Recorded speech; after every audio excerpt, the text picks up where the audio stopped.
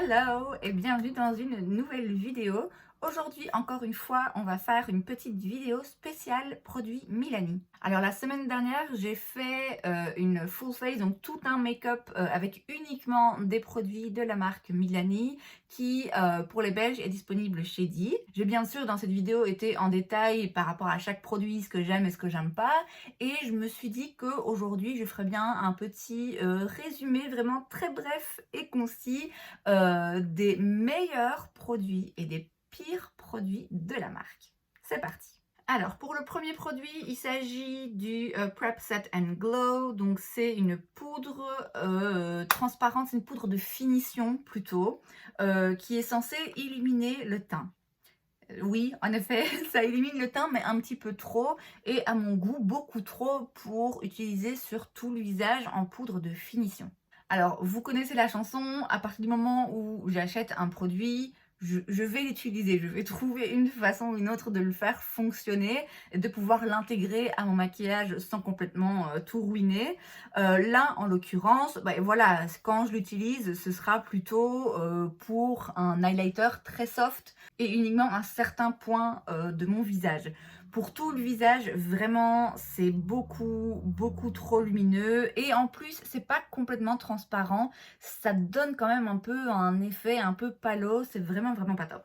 Alors ici, les produits que je vous conseille d'éviter, c'est pour moi toute catégorie, ok? Donc peu importe votre type de peau et peu importe vos préférences en termes de maquillage, le temps que vous avez pour vous maquiller, ce sont des produits que j'estime qui ne vont convenir à personne, qui font pas ce qu'ils sont censés faire en fait, d'après moi, et qui ne valent pas le coup. Et donc cette poudre, comme je vous l'ai dit, elle est beaucoup trop lumineuse.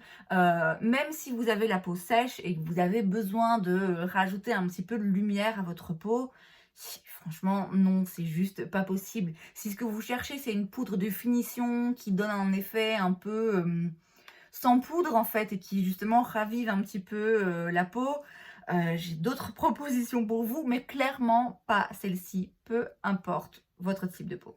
Le deuxième produit de la marque qui est à éviter, c'est le Amore Satin Matte Crème à lèvres. C'est donc un rouge à lèvres liquide mat et il est franchement pas confortable, pas agréable à porter.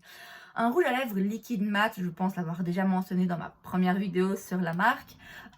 Quoi qu'il arrive, ça va être asséchant, ça va pas être le truc le plus confort à avoir toute la journée sur les lèvres. Mais là, en l'occurrence, c'est quand même vraiment très désagréable. C'est surtout pas très joli en fait parce que ça sèche d'une façon pas très harmonieuse. C'est juste moche, je vais le dire, c'est juste moche. J'adore la couleur, raison pour laquelle je suis malgré tout contente d'avoir ce rouge à lèvres liquide parce que vraiment c'est une très belle couleur. Mais clairement pour moi ça vaut pas le coup. Si ce que vous cherchez c'est un rouge à lèvres liquide mat qui tienne la route et la distance, faut pas aller vers ce produit parce que au-delà du fait qu'il soit très asséchant et qui sèche d'une façon pas très jolie, en plus de ça, il n'est pas complètement sans transfert et il n'est pas vraiment longue durée en fait. Donc clairement, encore une fois, peu importe vos préférences, je doute que vous appréciez ce genre de formule. Je vais tricher et rajouter un bonus. Il s'agit du spray Make It Last. Alors celui-ci, c'est un produit que j'apprécie pas particulièrement. Moi, j'ai l'impression qu'il rend ma peau un petit peu grasse après quelques heures, à savoir que j'ai la peau mixte à tendance grasse. La raison pour laquelle je vous déconseille pas absolument, c'est justement parce que c'est peut-être bien le genre de produit que si vous avez la peau sèche, peut vous plaire. Donc il n'est pas à éviter à tout prix, mais moi, ça reste quand même un produit bof de la marque. On passe maintenant au top de chez Milani. Le premier produit dont je vais parler, c'est la poudre bronzante mat. Moi ici, j'ai la teinte 01 Sunlight. C'est un produit un peu plus neuf dans ma collection. Ça fait quelques mois que je l'ai. Mais clairement, c'est un de mes tops, particulièrement en ce moment. Ça fait une semaine que j'utilise non-stop. Et il n'y a aucune fois où il m'a fait faux bond, où il m'a déçu. C'est vraiment un très joli bronzer. Il est très facile à utiliser. Il est assez pigmenté, voilà, il se voit, c'est pas un truc à moitié transparent. Mais il est très facile à estomper en fait. Il se fond vraiment dans le teint de façon très soft, très naturelle. C'est vraiment un très joli produit. Celui-ci, peu importe vos habitudes de make-up, peu importe que vous soyez habitué ou pas à mettre du maquillage, peu importe que vous ayez beaucoup de temps ou pas à mettre du maquillage, celui-ci vraiment, il est facile à utiliser pour tout le monde. Et le deuxième produit top, c'est le fard à joues en poudre. Moi ici j'ai la teinte 01 rose romantique. C'est un peu la même histoire que le bronzer. C'est un produit qui est très facile à utiliser. Il y a parfois des blushs qui sont très jolis, mais où il faut vraiment un pinceau bien particulier pour éviter de se retrouver avec un peu trop de pigmentation. Là vraiment, peu importe comment vous l'appliquez, encore une fois, il se fond dans la peau de façon très naturelle. Si vous aimez le maquillage qui se voit, vous pouvez en rajouter plusieurs couches pour que ce soit un petit peu plus flash.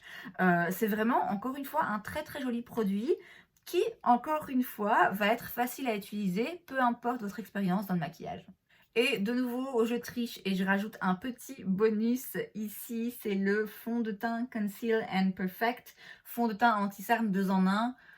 Je n'utilise pas comme anti-cerne, j'ai jamais compris ce truc de 2 en 1, non. Mais c'est vraiment un très très joli fond de teint. La raison pour laquelle je vous le recommande pas comme un top produit de la marque, c'est simplement parce qu'il ne va pas convenir à tout le monde. Contrairement au blush et au bronzer qui, franchement, voilà, je pense que ça va plaire à tous. Ici, en fonction de votre type de peau et de vos préférences en termes de fini, de maquillage, de fond de teint, ça risque de pas vous plaire. C'est quand même un fond de teint qui est mat, qui est épais et qui est haute couvrance. Donc si vous préférez un teint plus naturel, plus lumineux, ça va être un petit peu trop intense pour vous. Raison pour laquelle, voilà, ça je ne le recommanderais pas les yeux fermés, à voir en fonction de votre type de peau et de préférence. Et voilà donc pour cette version résumée, vraiment condensée de ma première vidéo sur les produits Milani. J'espère que ça vous a plu. Si c'est le cas, n'hésitez pas à laisser un like. Vous pouvez aussi vous abonner à ma chaîne parce que c'est gratuit, donc pourquoi pas. Et moi, je vous vois la prochaine fois. Bye!